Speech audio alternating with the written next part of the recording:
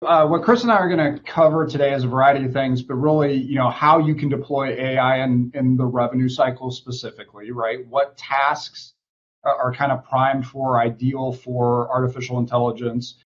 All right, I'm going to turn it to Chris, and Chris can talk about, Atrium's specific case and kind of what led them down the path to thinking about AI solutions. All right, Jeff, thanks. I appreciate that.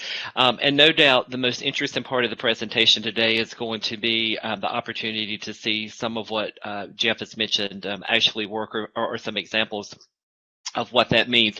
So what I'm going to do in the next few slides is just Atrium generates a little more than 11 billion in net revenue annually. And we have more than 2 million patients registered annually. And I just share that to say it's a big operation.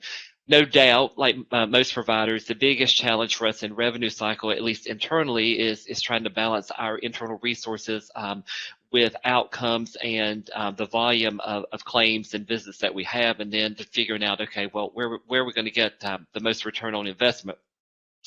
Internally, obviously, we want to focus our human resources on the areas where we're going to gain the largest ROI and on the more complex operations of what we do. And again, anybody in the provider realm will understand what I'm saying about there are things that process through revenue cycle and they work well and they keep going, and then there are the ones that hit the bumps and they don't work so well. And we believe that's where we need to invest our time and our people in working on those more complex claims.